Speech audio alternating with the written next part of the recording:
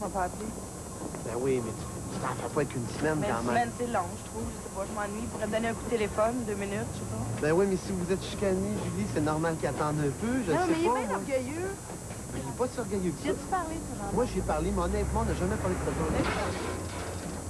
Jean-Marc, qu'est-ce que t'as fait? Je l'avais vu. Y a-t-il un autre? S'il y en a un autre, là, montre-moi-le. Parce que je le vois pas, là, on dirait. Je la trouve encore drôle. Bonjour, Jean-Marc Parent. Allô. Bienvenue au Temps moderne. Ben, merci beaucoup. J'ai envie de dire enfin, parce qu'on vous a souvent invités, puis ça donnait jamais. Oui, effectivement. Trop occupé? On avait comme beaucoup. Puis là, ben, j'avais le temps, on était plus ici à Montréal, Ouais. moins en tournée. C'est Mais ça. moi aussi, je suis content parce que moi, je viens demander à mon attaché presse, j'aimerais ça aller au Temps moderne. Ouais. Parce Toi, que c'est une souvent, bonne je- émission. Oui. Ben, souvent, je m'entraîne, moi, chez nous en bas. Puis tous mes appareils sont devant ma TV en bas. Oui. Puis je regarde ça l'après-midi à 2h30. Est-ce qu'on vous fait rire des fois? Vous me faites rire.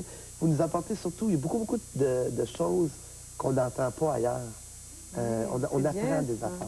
C'est ça que j'aime. On apprend Il beaucoup faudrait de dire choses. ça à notre présidente, c'est bien. Alors écoutez, J'en ai pas. revenons à ce petit film. Moi, j'ai été étonnée parce qu'on l'avait vu à la télé et je n'avais pas remarqué qu'il y avait une date. Je voyais pas la date parce que c'est pour annoncer un spectacle. Oui, mais oui, c'est oui. vous qui avez conçu ces spots publicitaires Ouais, de 30 secondes. j'en ai fait 100. Ouais. Il y en a 100 comme celui-là. C'est une idée que j'avais depuis longtemps quand même. Puis quand on a réannoncé encore le forum pour la 11e fois, je dis... Ouais. Moi, je pense toujours au monde quand je me mets à leur place. Quand tu es dans le salon, moi aussi, je suis un consommateur de plein d'autres spectacles ou de n'importe quoi d'autre. Puis je me dis, j'aimerais ça qu'on me donne d'autres choses des fois. Fait que je dis au monde, tu lui donnes un sourire dans la journée. C'est comme lire une petite bande dessinée dans un journal à tous les jours. T'en as un qui peut tu peux trouver moins drôle, mais t'as hâte de voir celui le lendemain. C'est Ouais, un peu ça le principe. D'un C'est un peu côté, un on a... feuilleton, là, le côté un peu... Oui, puis c'est pas long. Tu Ouais. peux pas te tanner, tu peux pas dire que c'est long, que c'est fatigant, c'est 30 secondes. C'est ça. Si t'aimes pas ça, ça dure le temps d'un instant. Puis... Mais c'est là- surtout amusant à imaginer, j'imagine. Oui. C'est un effort de création Mais des 30 différent. secondes, je pense qu'on a envie tout le monde à tous les jours. Ouais. Il s'agit de réussir à les prendre puis de faire un bon début, un bon milieu, si tu veux, puis une bonne conclusion pour que ça rentre vite. Alors là, vous revenez au Théâtre du Forum le 7 avril. Oui. Ce sera la 11e fois que vous Oui. allez faire le Forum avec ce spectacle-là. Est-ce qu'il y a encore un défi? Je pense que Ah c'est la ben oui, 11e tout le fois. temps. Il y a le défi part du fait que c'est de l'improvisation. Donc, je peux pas savoir où je vais. Ça va toujours être un défi. Je ne sais pas. Quand je commence, là, je ne sais pas. Sauf le spectacle régulier que là, je vais ramener. Ouais. Spectacle de 2h30, qui est celui qui a commencé en 93 C'est ça. seulement. Spectacle régulier. Et c'est comme si j'avais un rappel de 4 heures. On fait un rappel après. Il y a des choses qui reviennent. Je me rends compte qu'au fur et à mesure qu'on fait des improvisations, il y a entre autres un numéro qui s'appelle... C'est pas un numéro, c'est un impro qui est devenu quasiment un numéro qui s'appelle Le Clown, qu'à travers la province, tout le monde me demande Le Clown. Puis c'est spécial parce que ça n'a jamais passé à la TV et il passera jamais à la TV parce que son langage est un peu trop coloré pour qu'il passe à la TV. C'est quelque chose qui est arrivé dans la vie en tournée à Bécomo. J'avais vu un clown dans un centre d'achat avec le bouche maquillée en sourire, le nez rouge, puis tout ça, puis je raconte ce que moi je m'imaginais quand le gars avait fini de travailler à 5 heures, il fallait qu'il rentre à la maison, lui. Ouais. Puis le gars, il était en maudit, il était stallé sur le bord de la route avec sa voiture. Fait que c'est ça que c'est parti, mais ça a fait le tour des villes. Parce que le monde rappelle à l'autre ville, bandit qui fasse le clown, bandit. En tout cas, ce spectacle-là, depuis 2 ans, plus de 300 000 personnes l'ont vu au Québec. En 3 ans, oui. En 3 ans, et je lisais Cormier, dans Le Devoir, Sylvain Cormier, dire « C'est parce que Jean-Marc Parent, c'est le chum de tout le monde, c'est le miroir, c'est le dénominateur commun. Tous les petits gars de banlieue vont se reconnaître là. » Est-ce que c'est ça la raison du succès, d'après vous? Je pense qu'une des raisons, oui, c'est ça. Les gens se reconnaissent beaucoup. Je suis comme l'ami de tout le monde. Le monde n'appelle pas Jean-Marc Parent. Le monde dans la rue m'appelle Jean-Marc. Oui. Ça, j'avais remarqué ça beaucoup. Ils me disent jamais Jean-Marc Parent. Comme ça arrive souvent qu'ils vont dire le nom de famille. Moi, ils disent « Hey, salut Jean-Marc. Hey, salut Jean-Marc. Hey, salut Jean-Marc. Hey, Jean-Marc, viens ici. » Puis ils me comptent qu'est-ce qui est arrivé l'après-midi. Ouais. Il me compte qu'après-midi, au bureau, je sais pas, moi, il a fait telle affaire. Puis là, moi, je fais oui, mais je me dis, parce que je ne sais pas où tu travailles. Je ne sais pas qu'est-ce qui est arrivé. Mais je trouve ça le fun. Moi, j'aime ça. C'est un peu... De toute façon... Ben, le côté gars de banlieue, parce que je lisais que vous habitiez encore près de là où vous avez été élevé, hein, Oui, sur je suis la retourné dans ce Iberville, coin-là. Saint-Jean, dans ce coin-là. Oui, oui. C'est ce que vous aimez comme milieu de vie? Oui, ben... Ben, je vous sais tournez pas. beaucoup, là, mais enfin, revenir à un lieu comme ça, c'est... Oui, j'aime ça. Ben, j'aime ça avoir de la place, moi. Ouais. Je suis un gars qui aime beaucoup de l'espace. Je trouve que psychologiquement, c'est très bon voir loin. C'est bon être aéré. Puis à Montréal, si tu veux voir loin, ça prend bien de l'argent. Parce que les places où tu peux voir Ouais. loin sont très dispendieuses. Les places Ouais. où ce que tu vois proche, c'est abordable. Mais là, puis vous ne encore devez pas avoir de problème d'argent. Ben, je veux dire, d'argent, tout le monde pense qu'on est millionnaire parce qu'on fait... Je suis loin d'être millionnaire, là. Je vis Non, mais on bien. dirait que vous avez le sens des affaires, par contre. Oui, j'ai un bon sens du marketing, ça, j'adore ça. Mais des affaires argent, non. Non. Si moi, j'administrais ce que je gagne, ça ferait longtemps que j'en ferais plus de spectacle. On est juste deux. On est deux chums de 30 Ouais, ans, Alain finalement. Simard. puis- André Simard. André Simard, pardon, oui. Puis lui, il y a tout le côté plate, il y a tout le côté marketing. Lui, il compte voir si ça marche, ça arrive. Moi, j'arrive avec 1 million d'idées. Même que j'étourdis bien du monde avec ça. Avant, Ouais. j'étais dans d'autres maisons de production. Puis les producteurs me disaient, arrête, tu nous étourdis. Ben oui, mais je fais des affaires, je fais des affaires. Arrête, on va Ben, commencer par une. Ben oui, mais C'est là, ça. Mais sur l'humour, là, vous parliez du clown. Est-ce que vous êtes sensible aux critiques? Parce qu'il y a quand même des aspects de votre humour qu'on a critiqués. Le côté un peu scatologique du numéro de la toilette. Là, Oui, oui, bon, oui, oui. Ça, est-ce que vous recevez ça mal? Surtout quand ça vient d'autres humoristes ou de critiques ou de gens qui ça ont déjà dépend, une crédibilité. ça dépend comment c'est dit. Ouais. Si c'est écrit intelligemment, puis que je me dis, bon, vraiment, il y a une bonne raison de dire ça, c'est correct. Puis même moi, je suis pas le genre de gars, ça de mon entourage, je peux vous le dire, je suis pas le gars qui fait comme, ah ben tabarnak, ah ben Colin, il a pas raison. Ouais. S'il a raison, il a raison. Ça se peut que je veux dire que je m'en vais. Mais vous, vos limites à vous sont où? Sur la question Il y en a des pas. tabous dans l'humour, de la transgression. Vous avez commencé avec ce numéro de l'handicapé qui est extraordinaire. Jusqu'où vous allez aller? Est-ce qu'il y a des moments où vous dites, là, je n'irai pas plus loin? Il y a des choses dont je ne peux pas rire. Non, je peux tout dire. Mais je suis pas un humoriste qui veut que le monde se plie en deux à tout prix, moi. Ouais. Je suis beaucoup plus un raconteur qu'un humoriste.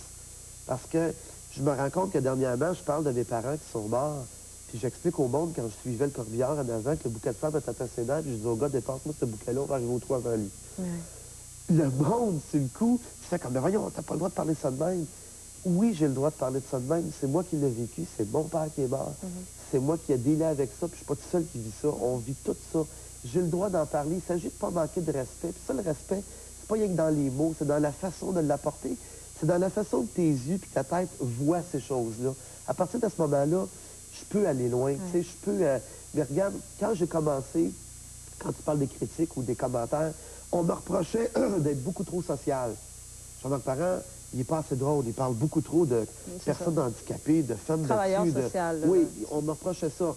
Un an et demi après, les mêmes personnes, parce que j'ai lu les mêmes personnes, ah, il est beaucoup trop populaire, c'est beaucoup trop large, c'est beaucoup trop... Fait que peu importe ce qu'on va faire, de toute façon, il y a toujours, que ce soit toi dans la vie, mon ami qui est mécanicien, il y a toujours 50 personnes qui t'aiment, 50 qui t'aiment pas. OK. Fait que t'es bien Revenons, mieux de t'occuper Jean-Marc, des- il reste moins de temps. Est-ce que vous pensez beaucoup à votre père, justement, ces temps-ci? Parce que demain, ça va faire 18 ans qu'il est mort. Ah oui, tu sais ça, toi? Ben oui. 16 mars. Vous aviez Oui, le 14 16 ans. mars, à 9h30 Votre le mère matin. était morte quand vous aviez 16 ans. Moi, je lisais 6 ça, je ans. me disais, 6 ans, excusez.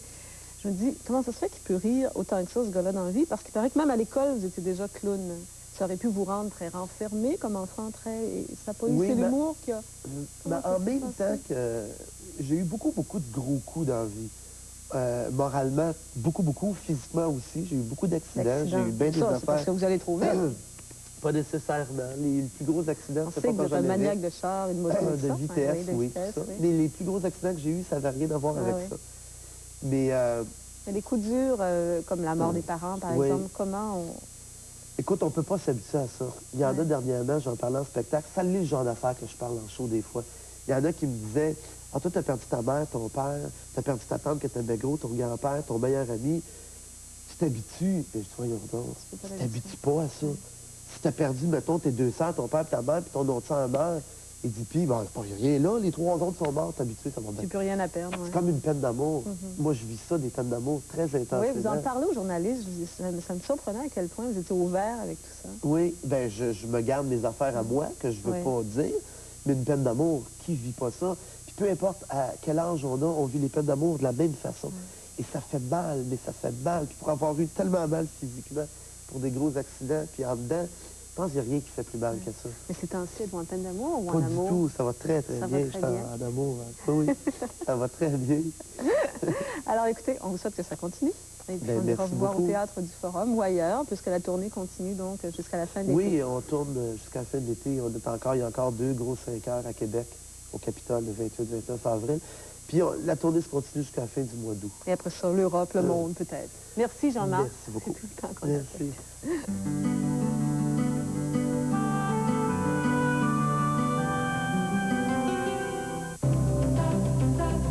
revitalisant? Toujours, mais pas n'importe quel revitalisant. Mon revitalisant, c'est Pantene Pro V. Je m'explique. Nos cheveux peuvent perdre leur brillance parce qu'ils peuvent casser partout, pas juste aux pointes. Les provitamines de Pantene pénètrent en profondeur dans la racine, tandis que le revitalisant renforce les ondes faibles. Alors, pour des cheveux qui paraissent éclatants de santé, essayez le revitalisant Pantene Pro V. Edith, bye aux cheveux abîmés. Vous cherchez quelque chose? Oui, la salle d'audience numéro 3. J'y vais, justement. Il me semble qu'on se connaît. Ah oui? Nous étions stagiaires chez Lausier, Desgagnés. En fait, Monsieur Renaud, Lausier, c'est moi. Contrairement à ces autres hydratants gras, la formule d'Oil Volé, légère et non grasse, est absorbée rapidement, laissant votre peau visiblement douce, lisse, jeune d'apparence. Veuillez vous lever, l'honorable juge Lausier préside. Oil Volé, pour une peau qui a l'air aussi jeune que vous.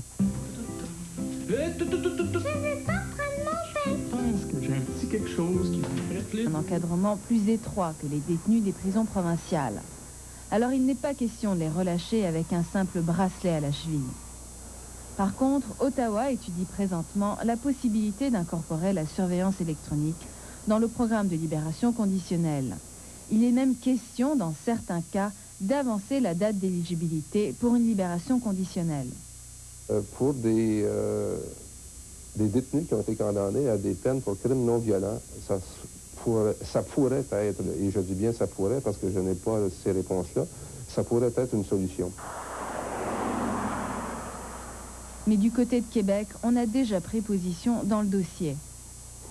Les services correctionnels du Québec n'ont pas l'intention et n'envisagent pas de développer un programme de surveillance électronique. La principale raison de cela, c'est qu'il nous apparaît que le programme, notamment aux États-Unis, n'a pas atteint le principal objectif qu'il visait, soit d'être une solution de rechange à l'incarcération. Même si le Québec dit non, il reste que la question de surveillance électronique soulève un débat national. Le système judiciaire est généralement lent et tout changement demande un examen méticuleux, surtout quand il s'agit de redéfinir la notion de peine. It's maybe rethinking what we consider punishment. Il faut repenser ce qui constitue une mesure punitive. L'emprisonnement n'est pas la seule forme de sanction. Une amende est une punition et effectuer du travail communautaire bénévole pour un organisme de charité en est une autre. La restriction de la liberté de quelqu'un est également une forme de sanction. Alors, la réclusion d'une personne est une forme de sanction.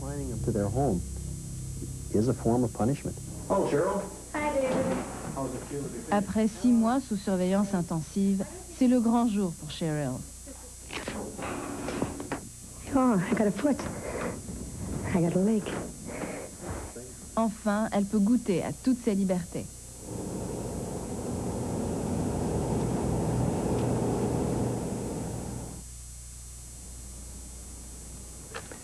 C'est tout pour ce soir au point. Je vous souhaite une bonne fin de soirée. À bientôt.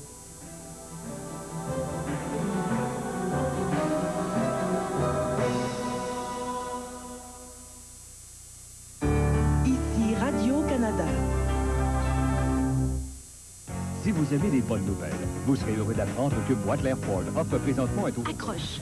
Un message d'espoir pour prévenir le décrochage scolaire. Une bouffée d'énergie. Des témoignages émouvants.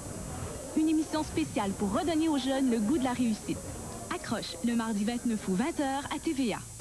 Participez au concours Moi j'accroche et gagnez un voyage pour 4 personnes au Maroc. Pour participer, regardez l'émission Accroche et répondez correctement à la question concours. Remplissez le bon de participation dans le cahier extra du magazine Séjour. Accrochez-vous. Robert Redford et Meryl Streep. Une performance exceptionnelle dans Souvenirs d'Afrique. Dimanche, 19h30. Chem, la station d'ici.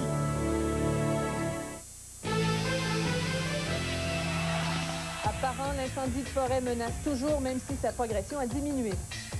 Les évacués respirent un peu mieux, mais la température des prochains jours sera déterminante. Et le Bloc québécois prépare sa campagne référendaire, une lutte qui sera livrée en grande partie aux communes.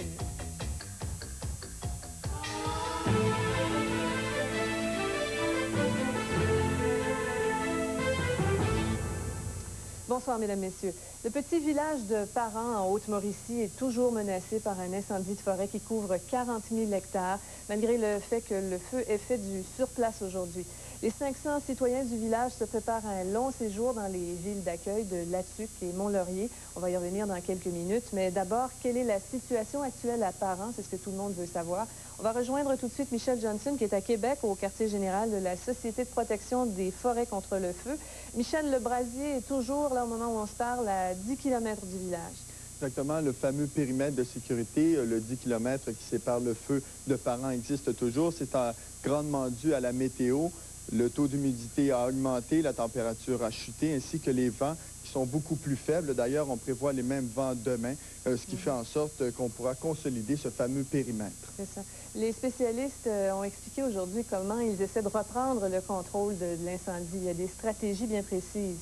Exactement. La stratégie première et unique, c'est de sauver Parent. Donc, pas question de s'attaquer au feu en tant que tel.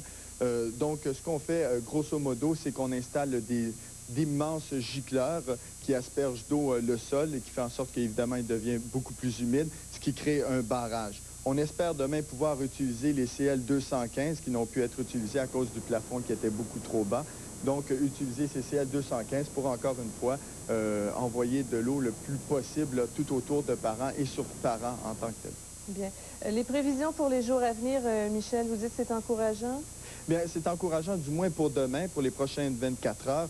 Toutefois, c'est jeudi, vraiment, jeudi deviendra un jour très, très important là, pour l'avenir de Parent, si vous voulez. On écoute là-dessus M. Gérard Lacasse. Les prévisions nous annoncent un peu de précipitation. On espère qu'il y en aura suffisamment pour ralentir suffisamment le brasier pour éviter qu'il ne devienne très fort lorsqu'il sera poussé par les vents. Donc, s'il y a suffisamment de pluie ou d'humidité, ce sera tout de même plus facile de le retenir. Mais jeudi va être tout de même une journée là, où les vents vont pousser la fumée et peut-être même le feu vers Parent. Bien, merci beaucoup, Michel. Je vous en prie, Sophie. Bonne nuit. Les évacués, maintenant parlons-en, ils sont plus de 500, on le disait tantôt, qui ont trouvé refuge à Latuc, mais surtout à Mont-Laurier. Les services s'organisent, la Croix-Rouge est sur place. D'ailleurs, en début de soirée, on a tenu une assemblée d'informations pour tous ces gens-là qui se préparent peut-être à un long séjour. Esther Bégin est à Mont-Laurier. Esther, tout le monde était là ce soir, les maires, les CLSC, la sécurité civile, et tout le monde a essayé de rassurer les évacués finalement. Oui, Sophie, on a tenté de les rassurer, en fait, tant bien que mal. Il y avait près de 300 personnes, des évacués de Parent, ici ce soir, vers 19h30, pour cette réunion, ici même à la polyvalente de Mont-Laurier, où se trouvent les quartiers généraux de la Croix-Rouge, qui s'est chargé de les prendre en charge, de les relocaliser vers des hôtels et des familles d'accueil où ils sont allés dormir ce soir. On a fait donc le point sur l'état de la situation, ce dont nous a parlé Michel un peu plus tôt. Évidemment, Sophie, que même si le feu a arrêté aujourd'hui de progresser vers le village de Parent, évidemment que les résidents n'ont pas pu avoir la confirmation s'ils allaient pouvoir retourner dans leur maison et encore moins quand est-ce qu'ils pourraient le faire. Il y avait donc beaucoup d'inquiétudes, mais aussi beaucoup d'insatisfaction chez les évacués de Parent ici à Mont-Laurier ce soir, d'autant plus qu'ils ont dû quitter leur résidence à la hâte hier après-midi. J'ai parlé à des évacués après l'Assemblée. Vous allez voir qu'ils ont une différente appréciation du travail fait par les autorités ici à Mont-Laurier. Là, ils sont capables de prévoir la météo 2 jours d'avance. J'ai posé la question, j'ai jamais eu de réponse tantôt. Pourquoi que ils sont capables à soir de la prévoir 2 jours d'avance, puis ils n'étaient pas capables de, vendredi, de commencer à avertir le monde, de se préparer. Moi, j'étais dans les derniers sorties avec eux autres. J'ai parti avec un coat doublé et une paire de culottes, une lampe de poche, des photos de famille, point final. Je suis rassurée autant qu'on peut, puis je suis très satisfaite des réponses que les messieurs nous ont données. Tant que moi, ils ont fait tout dans leur possible. Et je déplore le fait qu'il y en a qui jugent ceux qui savent qu'est-ce qu'ils font. Alors, c'est mitigé, vraiment, Esther. Hein? Il y a des gens qui sont contents, il y a des critiques, il y a quand même encore de l'inquiétude. Sophie, les évacués, en fait, s'attendent au pire, les évacués de Parent. Michel nous l'a dit un peu plus tôt, on prévoit une reprise des vents forts jeudi, des vents vers le sud qui pourraient à nouveau constituer une menace pour la municipalité de Parent. Les gens craignent donc pour leur résidence. Ils craignent également pour la scierie qui est, il faut le dire, le moteur de l'économie de la municipalité de Parent. Vous avez rencontré le maire, je pense, de Parent. Oui, il tente donc de vivre d'espoir au jour le jour. J'ai justement rencontré le maire de la municipalité de Parent, M. Louis Villemur. On peut l'écouter, Sophie. Alors bien que si le village est passé, ce serait notre identité et tout. Notre histoire qui est passée aussi. La plupart des gens ici, ce sont des gens qui ont été élevés là, qui ont même, pour la plupart même, sont nés à Parent. Donc, non, ça serait une catastrophe. On ne veut même pas imaginer ça. On se dit que ça n'arrivera pas. Évidemment qu'on leur souhaite, Sophie. Voilà, merci beaucoup, Esther. Au revoir. Bonne nuit. Le village de Parent avait des airs de ville fantôme hier soir après l'évacuation de ses 500 résidents. Gaëtan Giroir nous présente les toutes dernières images tournées là-bas par un citoyen quelques heures avant son départ. C'est exactement 16h08. On est à Parent devant l'église. Présentement, on voit la boucane du feu. Ça sent la boucane dans le village. On ne sait pas comment que ça va se rendre, là. Fin de journée hier, Michel Brunel circule dans les rues de son village de Parent alors que presque tous ses concitoyens ont évacué. On se prépare. Une équipe d'urgence de pompiers volontaires qui reste dans le village, à l'usine, et puis moi, je reste pour les communications jusqu'à la dernière minute. Une main sur le volant, l'autre à sa caméra, M. Brunel capte ce qui pourrait être les dernières images de son village et décrit la scène. Le monde se remplit de gaz, ça se prépare à partir. La patate chez lui, ça doit être fermé. C'est eux si on va au bout du village. Les gros camions transportent le brin de scie pour éviter que ça brûle trop vite. Ils se dépêchent pour ramasser le plus possible. Comment je dois avoir les yeux qui chauffent? Les gars, ils arrosent, ils vont rester jusqu'à la dernière minute. Pendant qu'ils sont capables de respirer, mais ils sont mieux de se dépêcher à sortir. Même si le feu a progressé de façon régulière depuis hier soir, il restait encore à midi au moins 5 citoyens qui refusaient d'évacuer. Est-ce que vous êtes seul? Est-ce que vous avez des amis avec vous? Oui, il y a les frères Bouchard et 2 de leurs confrères qui sont ici, qui sont acharnés à installer des giseurs dans le village de Parent pour essayer de sauver ce qui peut être sauvé. Quelques heures après cette entrevue, il semble que l'on a évacué de force M. Lambert et ses amis. Nous avons tenté à 2 reprises plus tôt ce matin, en partance de l'aéroport de La Tuque à 1 heure de Parent, de nous rendre dans ce village. Dans les 2 cas, nous avons dû rebrousser chemin. Et tous les autres appareils qui ont tenté de se rendre ce matin à Parent ont dû faire la même chose. On s'est rendu tout près de Parent, quasiment on était au-dessus de Parent, mais on voyait absolument rien. Il a fallu revirer de bord pour s'en venir atterrir à La Tuque. À cause de fumée? À cause de fumée, trop de fumée. En mi-journée aujourd'hui, tous les citoyens de Parent, sans exception, devaient avoir quitté leur village. Et à cette heure-ci, tous doivent se poser la question que M. Brunel se posait en tournant ces images. Et on ne sait pas si on va brûler ou pas. On se prépare. On croirait que c'est la fin du monde. Gaëtan Giroir, TVA, La Tuque. Cet incendie, bien sûr, va avoir des répercussions sur l'industrie forestière de la Haute-Mauricie. Les compagnies Kruger et Crête, qui puisent une partie de leur approvisionnement dans ce secteur-là, prévoient déjà des pertes importantes, au point où le ministre des Ressources naturelles, François Gendron, a proposé de récupérer les arbres incendiés. Michel Lorrain fait le point. 40 000 hectares de forêt détruite, c'est l'équivalent de 80 000 terrains de football. Une superficie suffisamment grande pour inquiéter l'industrie forestière. Le groupe Crête de Saint-Séverin-de-Pourville tire une partie de ses approvisionnements en bois de la forêt haute-mauricienne. Or, l'incendie qui la ravage va éventuellement causer problème. Par contre, au niveau de la fibre qui est mise en copeaux, le copeau devient de qualité très nettement inférieure. Alors, c'est très préoccupant pour notre entreprise et évidemment nos partenaires. La scierie Parent, qui appartient à la papetière Kruger, risque aussi de se retrouver en situation de pénurie, faute d'approvisionnement, si jamais, bien sûr, la municipalité est épargnée par le feu. Par contre, le ministre des Ressources naturelles s'est engagé à assurer la survie de l'entreprise. Oui, parce que moi, je veux pas que la population de Parent perde son gagne-pain et sa scierie. Et là, on va essayer de sauver les meubles pour l'instant. Et par la suite, s'il y a lieu d'attribuer de la bouffe additionnelle, si vous me permettez l'expression, on sera là. L'incendie remet aussi en cause la construction d'une importante route forestière évaluée à 8 millions de dollars et financée dans le cadre du programme d'infrastructure. La route de 100 km devait permettre de relier Clova à Parent pour favoriser le transport du bois. Or, on se retrouve aujourd'hui avec un tronçon de 40 km déjà aménagé mais qui risquent de servir strictement à rien. Dans les milieux forestiers, on se plaît à dire que ce sont les intérêts du capital que l'on exploite lorsque l'on coupe un arbre en forêt, conséquence d'une nouvelle approche visant la régénération de la ressource. Le problème actuellement en Haute-Mauricie, c'est que c'est le capital qui est en train de s'envoler en fumée. Michel Lorrain, TVA Trois-Rivières. Depuis sa fondation, il y a 77 ans, jamais Parent n'a été aussi menacé. Après avoir survécu à l'exode de sa population et empêché la fermeture de la ligne ferroviaire Latuc-Sainte-Terre, le village est aujourd'hui menacé par son principal attrait, finalement, la forêt. En décembre dernier, une équipe de l'émission Montgrain est allée rencontrer la population de ce village isolé. Louis Saint-Pierre a préparé ce qui suit. Vous êtes très amoureuse de Parent. Hein? Très amoureuse de Parent. Je voyage partout et puis j'ai toujours hâte de revenir chez moi. À chaque fois, je prends le train, puis je reviens chez moi. Aussitôt, je vois les lumières au bout du village, là, mon cœur bat plus vite. C'est le plus beau cadeau, je pense, que la vie m'a donné, c'est de revenir chez moi. Parent, un petit village tranquille de 485 habitants, apprécié pour sa forêt, ses lacs et surtout sa tranquillité. Parent n'est accessible que par une route forestière, sinon par le train, qui n'y passe que 3 fois par semaine. Si vous faites pour rester ici, puis moi, je ne resterai pas, puis quand moi, oh, ils trouvent ça bien effrayant, les autres, là, ils trouvent en prison, je crois, mais au contraire. On ne peut pas vivre plus en liberté qu'on vit ici, monsieur. Les habitants de Parent ont appris à se débrouiller, sans hôpitaux et sans policiers.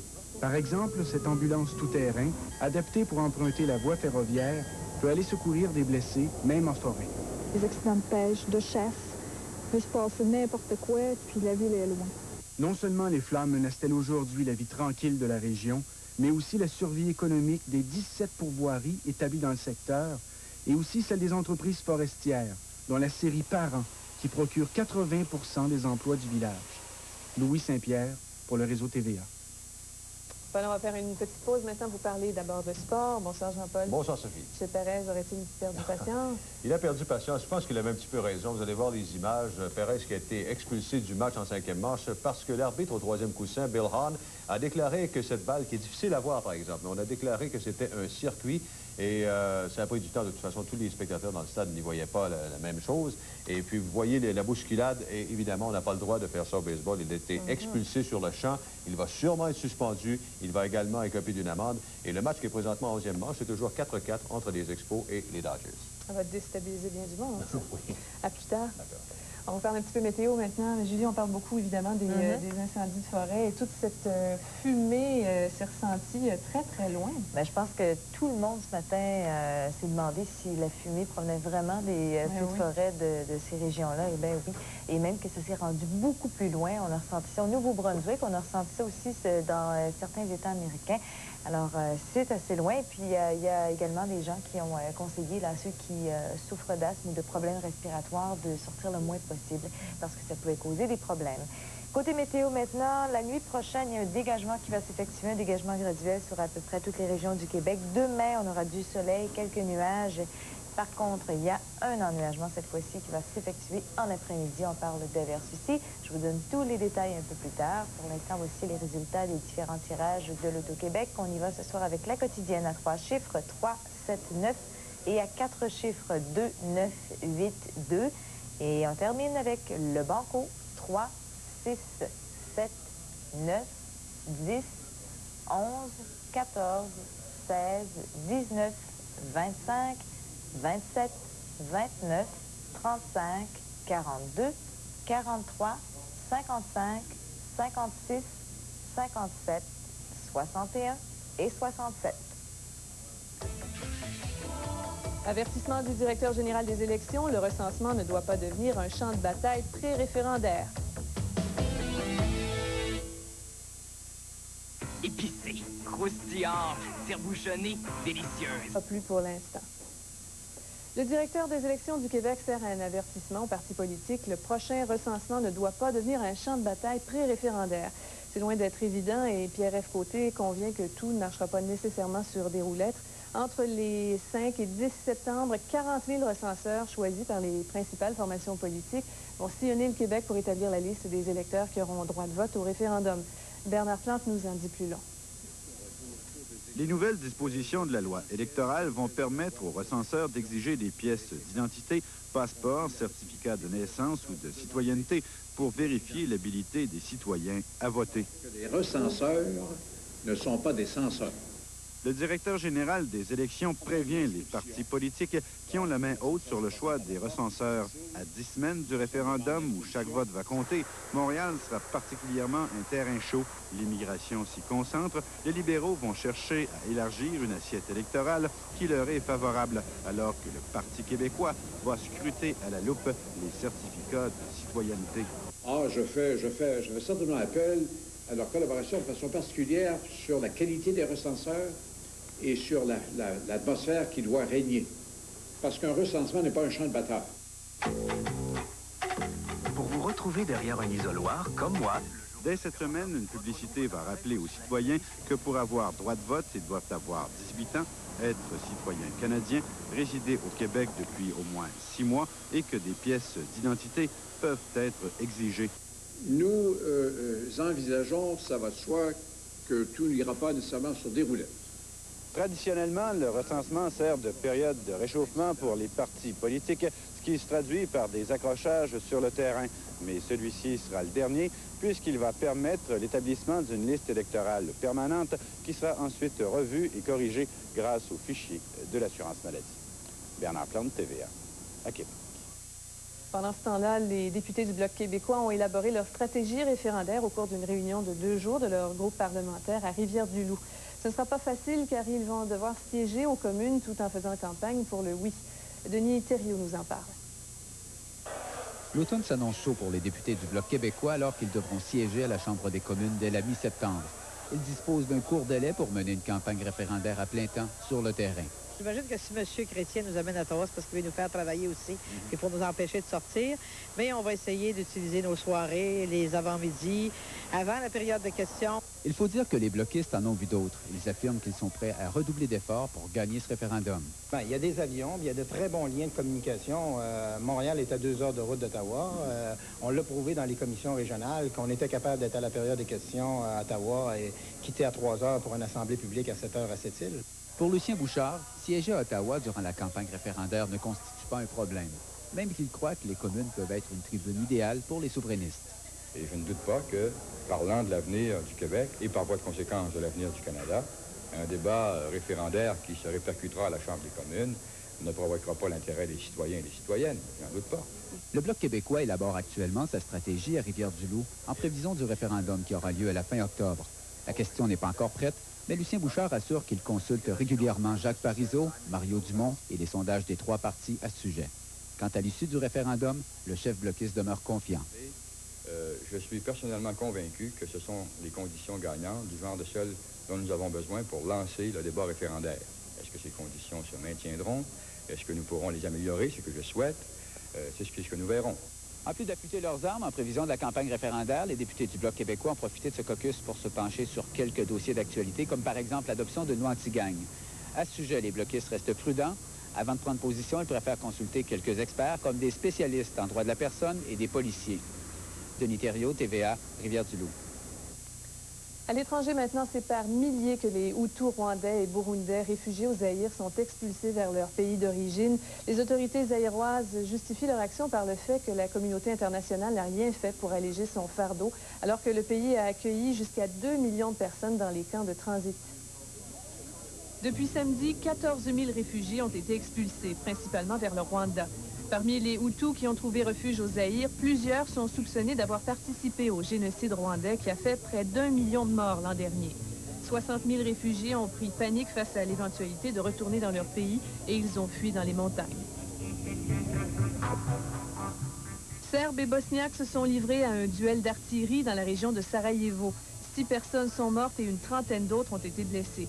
Ce sont les combats les plus meurtriers depuis plusieurs semaines dans la capitale. Et puis, 6 casques bleus égyptiens ont été blessés quand leur poste a été bombardé. 2 d'entre eux ont été atteints grièvement. L'état d'urgence a été proclamé sur la petite île de Montserrat dans les Caraïbes où un volcan, pourtant endormi depuis un siècle, est entré en activité. 5000 personnes, soit la moitié de la population, ont été évacuées vers le nord de l'île. 3 bateaux, dont un navire de guerre britannique, se tiennent prêts à évacuer tous les habitants de l'île. Ravissante maison miniature prête à assembler et à décorer. De plus, Frimousse vous offre la gamme complète Playmobil. Et en exclusivité dans la région, les séries jaunes et roses Playmobil. Boutique Frimousse, 20 ans d'expérience et de bons conseils. 760 des Récollets, centre commercial Normandville, à Trois-Rivières. Hey, c'est le temps des épluchettes de cadeaux, hein, puis des becs de ma tante, là, puis de consommer les parties de bureau aussi, là. Mais là, oh, tabarouette, faites attention, là. Hey, si vous voulez pas vous retrouver à la première page du journal, là, faut pas prendre la route. Faut prendre le téléphone. Dans le temps des fêtes, ceux qui raisonnent font résonner le téléphone. Appelez un parent, un ami, un taxi ou bien appelez Nez Rouge. Hey, un petit drink avant de partir. Le disco ressuscite ce jeudi à Flash, puisque Jean-Michel Dufault nous fait découvrir un endroit où il ne mourra jamais. Un voyage dans le temps garanti. Un festival de torse poilus et de souliers lévateurs. Et c'est seulement à Flash à 18h30. Yeah! Samedi, Sonia Benezra vous propose une émission fascinante avec Alain Choquette, entouré de l'École nationale de cirque, de l'humour des grandes gueules et de la musique des bébés. Un rendez-vous magique, ce samedi 20h.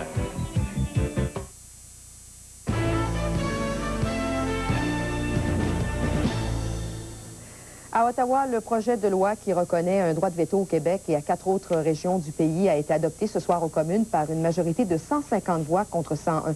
Le Bloc québécois, le Reform Party et le NPD ont voté contre. Malgré ça, le premier ministre Jean Chrétien s'est dit heureux d'avoir réalisé ses engagements référendaires. D'autre part, Jean Chrétien donne suite à une de ses promesses électorales de 93 concernant la garde d'enfants. Ottawa débloque 720 millions de dollars pour créer de nouvelles places de garderie partout au pays. Les provinces vont recevoir la part la plus importante du montant prévu, soit 630 millions de dollars. Le ministre des Ressources humaines, Lloyd Axworthy, a indiqué que les provinces devront aussi contribuer financièrement au nouveau programme national.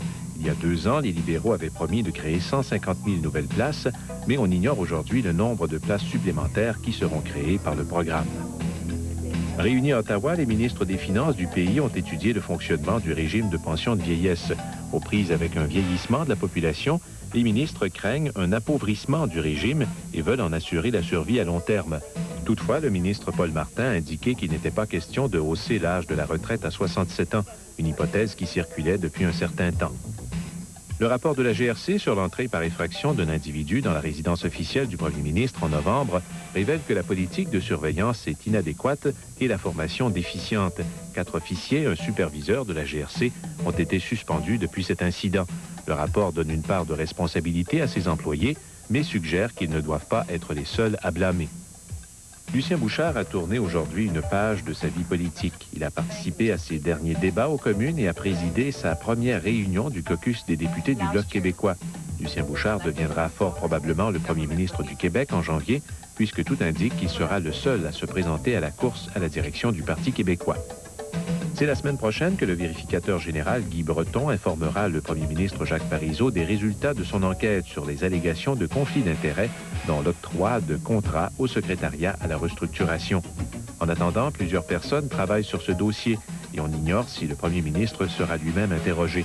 Le rapport élargi demandé par le gouvernement sera déposé à la mi-janvier. À Laval, une cinquantaine d'ex-alcooliques et d'ex-toxicomanes ont fêté Noël ce soir avec leur famille. Un souper a été offert par le Centre d'aide aux familles d'alcooliques et de toxicomanes, le CAFAT, un organisme qui a aidé beaucoup de gens à se sortir de leur dépendance. Ils étaient peu nombreux, mais heureux d'être ensemble dans la grande salle du Centre communautaire Saint-Joseph à Chaumédé. Parmi ces rescapés de l'alcool et de la drogue, il y avait Natacha, 17 ans, qui peut-être plus que les autres revient de très loin. Je viens de l'enfer des drogues. Je viens depuis l'âge de 11 ans jusqu'à l'âge de 17 ans, j'ai été sur la coke.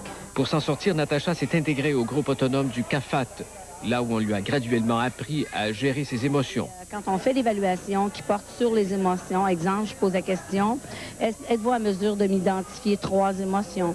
Et les gens, ils ont bouche bée, ils sont incapables de répondre. Donc, d'identifier, de reconnaître les émotions, de mettre des noms. Madame Borgia et son équipe de thérapeutes du CAFAT s'occupent aussi sérieusement des problèmes de comportement des proches de ceux qui boivent ou se droguent, comme les parents de Michel, un ex-drogué. Ça pouvait être mes parents qui attendent un appel téléphonique tous les jours que je leur faisais pas. Parce que moi, quand j'ai consommé, je suis parti de la maison. Ces réactions des proches de l'alcoolique ou du toxicomane, ces réflexes naturels qui donnent vie des ulcères d'estomac, Mme Borgia appelle ça la codépendance. Et ça aussi, ça se soigne. La dépendance affective et émotive, c'est la principale dépendance. C'est la dépendance que présentent tous nos codépendants, mais à divers degrés. Parmi les codépendants, il y a ceux qu'on appelle les missionnaires, qui cherchent quelqu'un à sauver.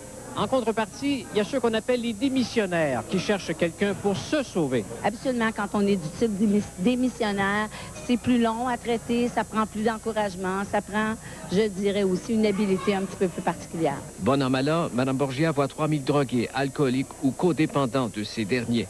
À peu près 250 d'entre eux ont besoin d'une thérapie individuelle ou de groupe. On établit un plan d'action qui, en moyenne, est de 8 à 10 mois de traitement en externe, parce qu'on ne fait pas d'interne ici. Les gens qui fêtaient la Noël avant le temps vivent un jour à la fois. Et Mme Borgia les aime comme ses enfants. Jean Lajoie, Le Grand Journal. Catherine, vous avez vu le film Le père de la mariée numéro 2 et vous êtes encore tombé sous le charme de Steve Martin. Disons que c'est un peu beaucoup lui qui fait le film. C'est horriblement fleur bleue, ça dégouline de bons sentiments, mais c'est charmant et plutôt amusant. On regarde ce que ça donne.